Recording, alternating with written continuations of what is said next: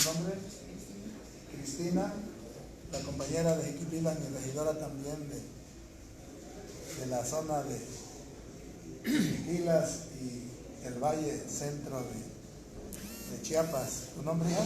Nelly Cruz. Nelly Cruz.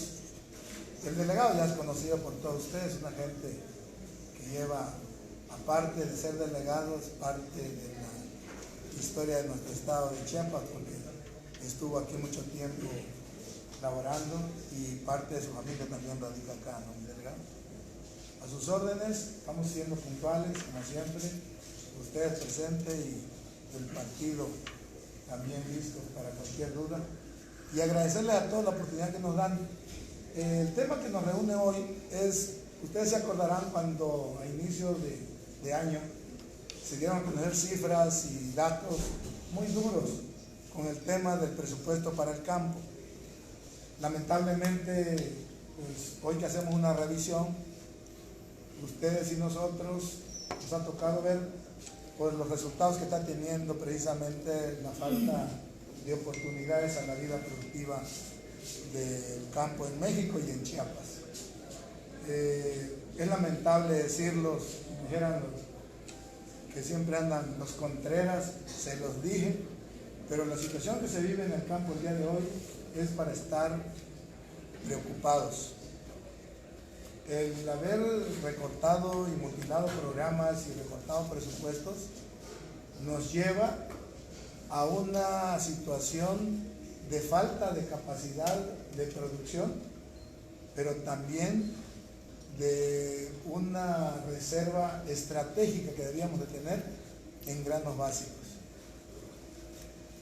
Y les comento esto porque yo creo que nadie, ninguna familia, ningún municipio, ningún estado y ningún país puede dejar en manos de terceros la oportunidad de tener en la mesa de la familia todo lo sagrado que es el alimento.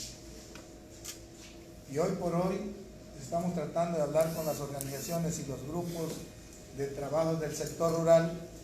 Por eso le pedimos al ingeniero Dinón también que estén atentos para que en una forma privada o particular ver que hayan productores emergentes en zonas donde hay reservas de humedales o donde se puedan hacer sistemas de riegos cultivos, porque vamos a enfrentar una de las peores crisis de desabasto en granos, principalmente todo lo que tiene que ver con la canasta básica. Ya tenemos problemas en Guerrero, problemas muy fuertes, lo han visto ustedes en los medios, ya lo hay en Sinaloa, ya lo hay en Tamaulipas, y pasando estos meses de enero, febrero, lo vamos a tener en el sur-sureste, pero sobre todo en Chiapas. Antes teníamos la capacidad de decir, bueno, perdimos una oportunidad de tener 2 millones de toneladas de producción de maíz y sacábamos 1,5, pues algo quedaba de reserva y algo se iba al mercado. Hoy hay un problema que ustedes lo han visto y lo estamos viviendo, es la comercialización de lo poco que hay. No hay forma de cómo puedan llegar ellos a servirle de acuerdo a las normas que le piden, y mucha gente está desencantada de los pocos que le apostaron con su recurso tener una producción con el compromiso que iban a vender a precios altos. Hoy no es así y ese desencanto nos preocupa, porque como Estado no podemos nosotros arriesgar ni la gobernabilidad ni la soberanía alimentaria por falta de oportunidades que se negaron en el presupuesto 2019 para hacer frente al tema del 2020. Por ello, hablábamos con Cosme para dar a conocer ese tema, de las consecuencias que se está viviendo y se va a vivir todavía por la falta de asignaciones de recursos suficientes que debieron haber dado desde el Congreso de la Unión a todas las dependencias, y las dependencias hacer una estrategia para hacer rentable lo poco que hay del presupuesto, para poder garantizar que los hombres y mujeres del campo pudieran tener actividades. Y esto que le estoy tocando el tema es para todos, tanto el productor de autoconsumo como el de alto rendimiento. Están igual o un poquito más amolados los de autoconsumo que los de alto rendimiento, porque los de alto rendimiento le apostaron con su dinero a producir, pero no están vendiendo como esperaban vender. Y los de autoconsumo, ustedes saben que estaban esperando los apoyos que nunca llegaron y hoy están cosechando las lágrimas que le pusieron precisamente a las plantas, y la planta lo que le pongas te da. Si le pones miseria, te va a dar miseria. Entonces, en ese sentido, son los nuevos tiempos que estamos viviendo, precisamente en la agricultura y en el campo, y que esperemos que no yo llegue a trastocar lo más elemental, que es la seguridad en lo que es la gobernabilidad. Porque a falta de recursos, mayor violencia. A falta de recursos en las familias, mayor emigración. A falta de recursos, se meten a trabajar en lo que les paguen. Y esperemos que en Chiapas o en el sureste no suceda lo que ha sucedido y sigue sucediendo en los estados del norte. Entonces, ese era el tema que le habíamos pedido a Cosme que le diéramos seguimiento, porque la vez pasada pues ustedes vivieron cuántos del presupuesto se recortaron con cifras y datos, pero que hoy es innecesario dar. Y andar buscando nada más culpable como que nos va a dar en un círculo vicioso de no saber qué hacer si no tenemos la capacidad de enfrentar este reto juntos, productores y organizaciones y sobre todo sociedad en general. El presidente de la República asegura que el precio de garantía es 5.600 por tonelada. Entonces, en Chiapas eso no se dio, los campesinos no lograron vender a ese precio. No hay forma que entre.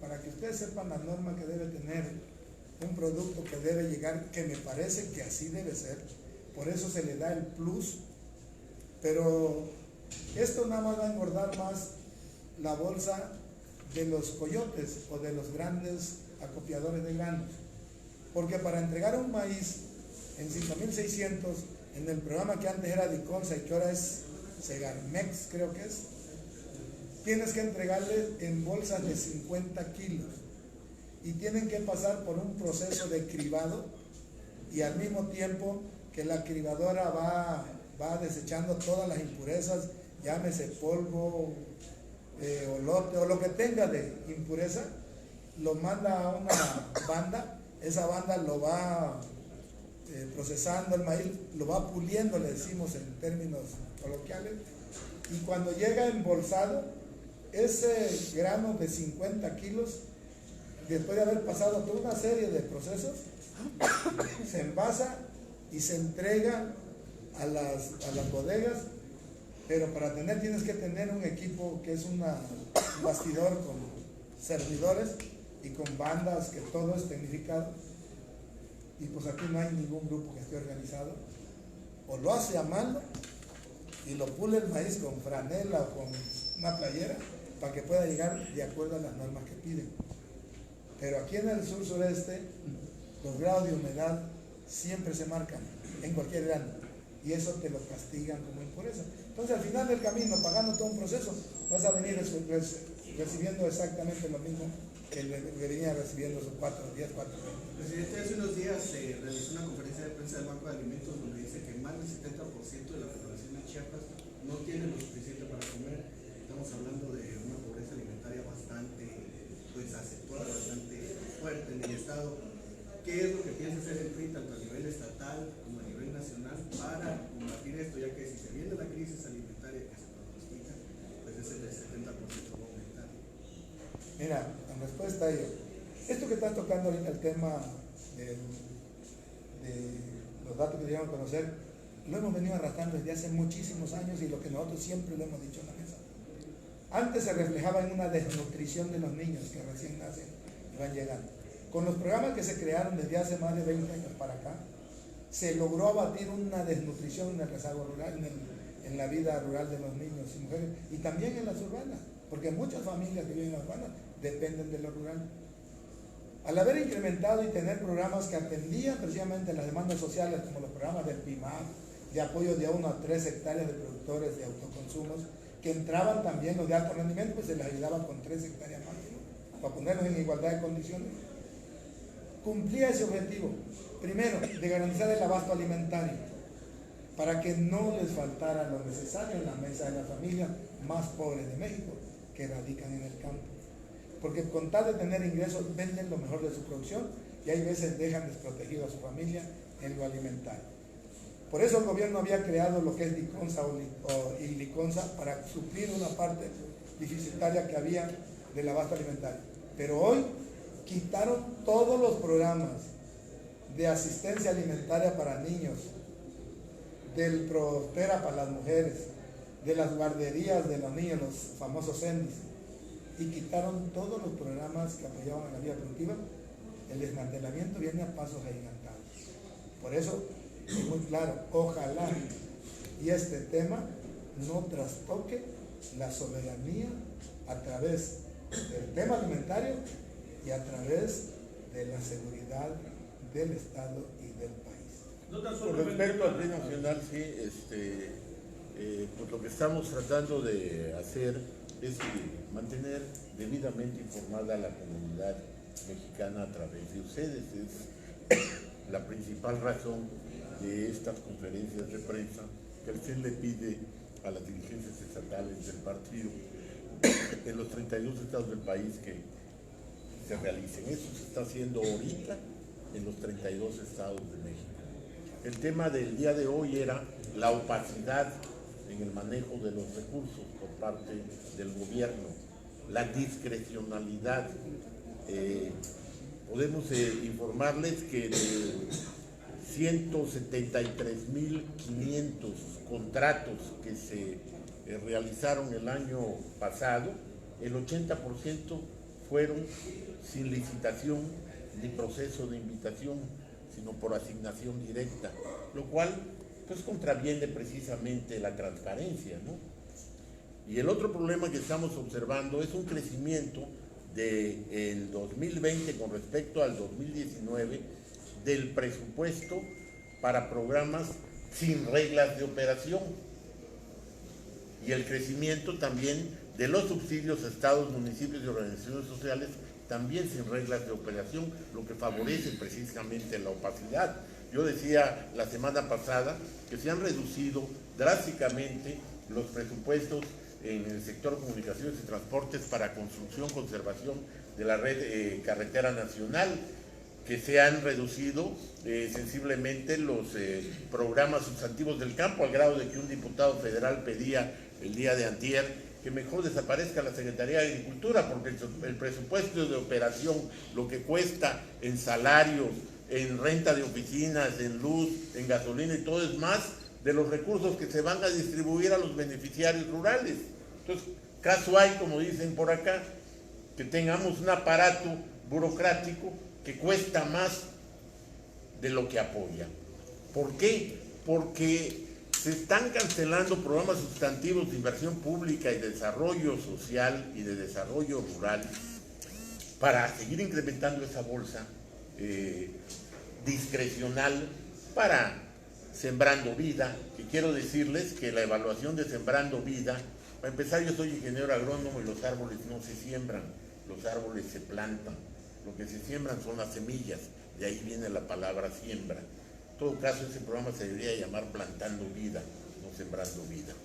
Pero bueno, la meta para el año pasado era de 80 millones de arbolitos, se lograron producir 40 millones nada más, que dicen que se plantaron, esos 40, ese 50%, y ellos mismos dicen, son cifras del interior, del gobierno, que nada más el 50% pegó, lo cual, agronómicamente hablando, es un dato alto, no es un dato bajo.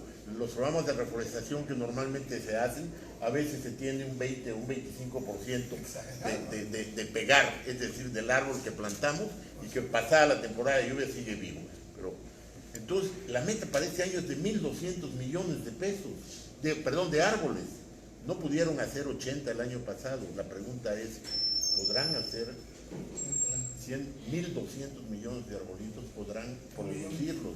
No, 1.200 millones de arbolitos. La meta el año pasado fue 80 millones, nada más cumplieron 40. Y para este año están planteando una meta de 1.200. no se puede desarrollar al país, no se puede mantener los niveles de bienestar, y sobre todo en las comunidades rurales, que son las más marginadas, haciendo las cosas o manejando los presupuestos en una forma patrimonialista, discrecional, sin reglas de operación, donde no se pueden evaluar, medir y saber si estamos siendo eficaces y eficientes. La corrupción también es negligencia. Y lo que estamos viendo es que el gobierno no está respondiendo a la demanda de los ciudadanos. ¿Qué estamos haciendo? Además de informar a la comunidad de cómo estamos viendo las cosas a través de ustedes, pues generar los documentos para hacer nuestras propuestas ante el gobierno y también ante la sociedad el próximo año para incrementar nuestra participación en el Congreso Federal a través de la Cámara de Diputados que se va a conformar y en los congresos estatales y las presidencias municipales. Hablaban hace un rato, perdón, de las reglas de operación de algunos programas. La semana pasada hubo un viejito que se desmayó aquí en el Palacio Federal porque decían algunos familiares de él que tenía 5 horas esperando que le atendieran, pues que le dieran el apoyo, pues que dan de manera bimestral.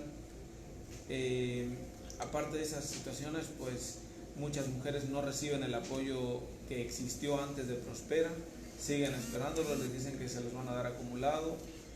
¿Qué puede hacer el PRI como oposición? El Partido Revolucionario Institucional siempre ha sido muy responsable. Precisamente, si ustedes revisan lo último que se presupuestó cuando éramos diputados federal nosotros, personal, pues dejamos un presupuesto de 77,000 millones de pesos y el día de hoy no llega a 47,000. Todos los programas que tienen que ver con el campo, llámese Semarnat, llámese pueblos indígenas, llámese Zagarpa, llámese Comisión Nacional del Agua, que casi ya las desaparecen esas dependencias. Hemos sido siempre consecuentes de que en la Cámara deben llegar gentes que conozcan el tema, que representen realmente a la sociedad. Y es lo que también tienen que ayudarnos ustedes.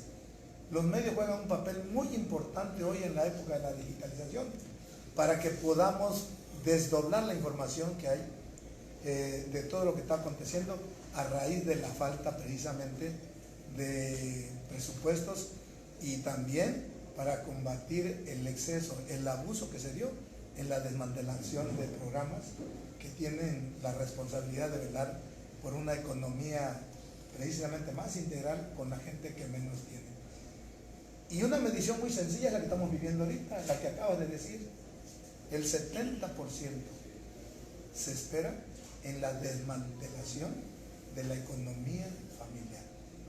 Eso son palabras mayores porque va a incrementar lo que siempre buscamos, que no emigraran a otro lado, va a incrementar la inseguridad, pero sobre todo va a trastocar pues, la paz social, que nadie quisiera llegar a eso. Hay otro punto, Julián, delegado, que recientemente se aprobó en la Cámara de Diputados y Senadores, la disminución de las pensiones, que al final de cuentas impacta también en la economía, y que retiran la plusvalía de las casas de habitación.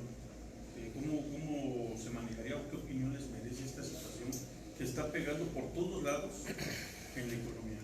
Lo único que te puedo decir, la estrategia que todo partido que no esté en el poder tiene que hacer es mandar representantes que tengan el conocimiento suficiente para defender los embates que están mandando de desmantelar la vida económica de los mexicanos. Lo que acaba de decir, lo que nunca se imaginaba que atentaran, lo están haciendo. ¿Por qué? Porque en el Congreso de la Unión, en la Cámara de Diputados, para ser más precisos, no hay diputados que representen más que son contados con los dedos de la mano, los que son del PRI, los que son del PAN y los que son de otros partidos que no pertenezcan a la camarilla de los que están gobernando el día de hoy, porque nada más son empleados. Hace unos meses me reclamaban los de Cintalapa, los de Villaflores, los de la Concordia, que por qué no llegaban los programas de pavimentación, de construcción de domos como lo habíamos hecho nosotros, porque les quitaron todo, les ordenaron que no defendieran nada. Entonces, ¿Qué tenemos que hacer esto? Un proyecto de recuperación de las cámaras a través del voto de la gente en sus comunidades, en sus seccionales, en sus municipios, en sus ejidos, en su colonia, para el 2021. Si no logramos hacer esto, conformar una mayoría que defienda a los mexicanos, pues no nos llamemos engañados, porque esto va en un proceso a pasos gigantados. Pero Yo quisiera precisar el tema de pensiones porque es muy delicado y es muy complejo. Primero que nada, el fallo fue de la Corte, no fue en la Cámara de Diputados. Y el asunto tiene que ver con el monto límite para las pensiones de los que están obviamente en la economía formal, que son los que tienen y cotizan. Y lo que establecieron en la Corte fue que las nuevas jubilaciones no afectan a las que están ya vigentes. Tendrán como techo 10 salarios mínimos, lo que equivale a un ingreso de aproximadamente 36 o 37 mil pesos. Es decir, ningún empleado que cotice al IMSS, al ISSSTE, a Pemex, a su Afore, etcétera, podrá pensionarse cuando cumpla las 1.250, las 1.500 semanas, según los contratos de trabajo y de pensiones, podrá recibir más de 36 mil pesos,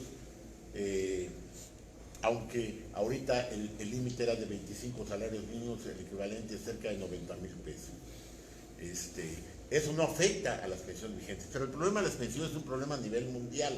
Los fondos de pensiones están en una quiebra técnica en todo el mundo. ¿Por qué? Porque el empleado y el patrón cotizan alrededor del 6% del ingreso para el fondo de pensiones, que ya además cambió en México con las Afores. Ahorita es cuánto depositas en la Afore, y cuando termines de trabajar tu vida productiva, pues lo que tengas depositado más los intereses que generó es lo que vas a recibir en el plan que tú mismo te fijes, a cuántos años, con qué frecuencia, mensual, quincenal, etcétera.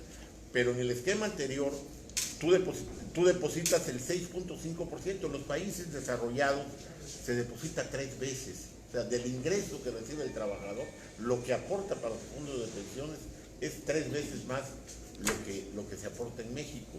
Entonces, por eso necesitamos que haya una base trabajadora en activo de 10 a 1, de 10 en activo por un jubilado, para que el nivel de los fondos de pensiones se mantenga. Y si tenemos un gobierno que no estimula la inversión directa extranjera, que no estimula la inversión privada, que reduce el gasto de gobierno en los programas que te he platicado de construcción de escuelas, de construcción de infraestructura, etc., y que por ende frena el crecimiento económico. El año pasado crecimos al menos 1%, y disminuye el número de empleos. ¿Cómo vamos a poder sostener un sistema de pensiones eficaz?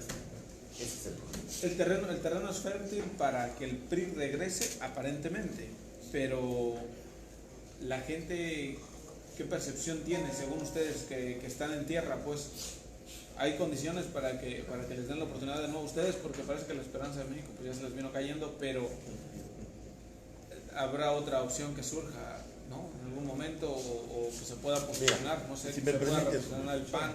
Las encuestas en términos generales que se han realizado ahorita para la expectativa de las elecciones del próximo año, del 21, si hoy fueran esas elecciones, hablan de que el PRI recibiría entre el 7 y el 8% de los votos, del PAN hablan sobre el 9%, y de Morena, por hablar de los 3 partidos mayoritarios ahorita, hablan sobre el 30-35%.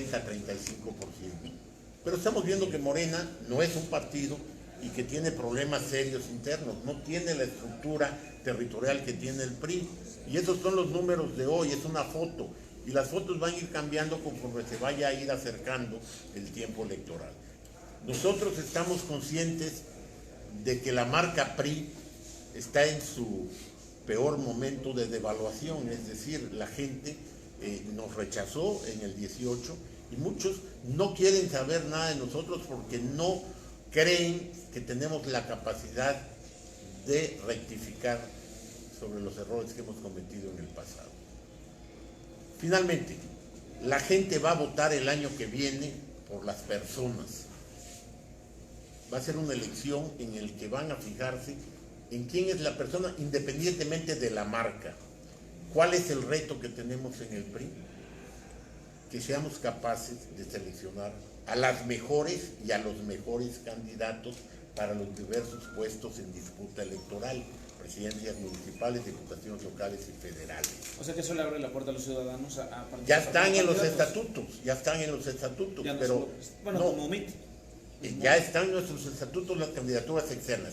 Si no entendemos que tenemos que convencer a los mejores elementos, hombres y mujeres y jóvenes de la sociedad civil, sean o no parte de nuestro padrón, que nuestro padrón ahorita es de 2,5 millones, el padrón que está registrado en el INE, es todavía el padrón más alto Así de es. cualquier partido político, pero ya no es de 6,500,000, es de 2,5 millones. O sea, vamos a hablar de realidades. El PRI tiene que hablar viendo los ojos a la gente y sin avergonzarse del logotipo, porque no es el partido el que está mal. Han sido gentes que han ocupado cargos en el partido y que han sido ladrones, mentecatos, corruptos, y que nosotros mismos teníamos la obligación de haberlos denunciado y de haber pedido que los metieran a la cárcel.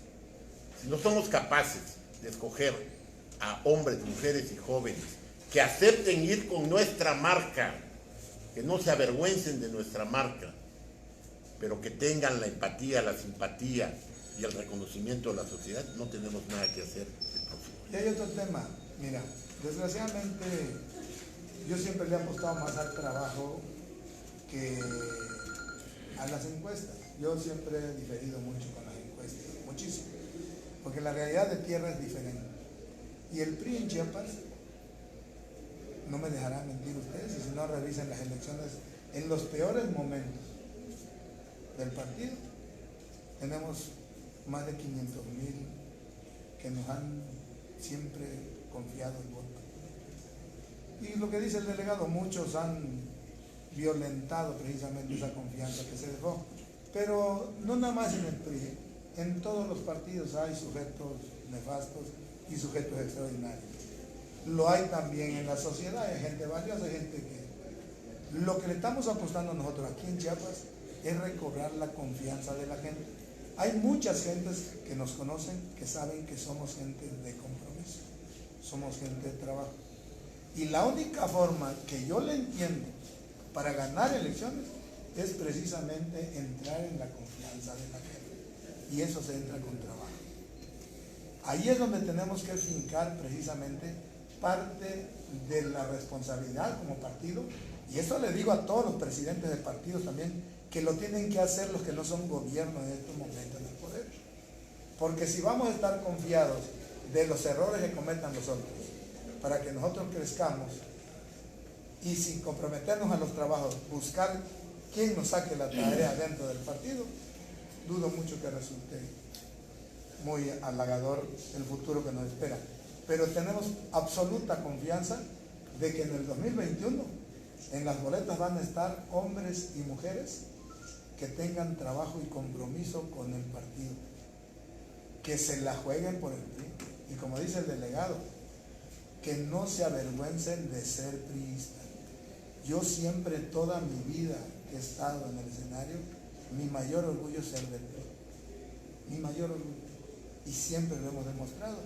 Por eso es importante que quienes vayan a ir a representarnos en la Cámara de Diputados sepan que llevan el compromiso de la gente que les va a dar el voto en las urnas y que están obligados a representar a ellos por encima de los intereses y de los acuerdos que quieran tomar las cúpulas en los poderes para poder desviar lo que por ley le corresponde defender en el Congreso, cada diputado, a la gente que le confió el voto. Si cometemos los mismos errores de que lleguen diputados que reciban órdenes en lugar que razonen su voto, no tenemos nada que hacer. Pero tengo plena confianza de que el 2021 la gente va a rectificar, porque nuestra gente no es que no nos puedan ver, es que trataron de probar algo que les vendían que iba a ser mejor y que hoy resultó ser peor que lo anterior. Y como dicen los campesinos, antes nos daban atol con el dedo, ahora nos dan puro dedo, ya no llevan ni atol. Entonces es una expresión que lo viven abajo y que lo sienten Estábamos mejor cuando estábamos peor. Ya no los mismos, pero los mismos defienden. Tiene que ser gente comprometida y que tenga bien puesta la camiseta. Intachables, irreprochables en su conducta. Aquí el reto es congruencia, empatar lo que pensamos con lo que decimos y lo que decimos con lo que hacemos. Delegado, una última pregunta. ¿Cómo le van a hacer para que estos hombres y mujeres que ustedes están idealizando y que sean los que encabecen sus filas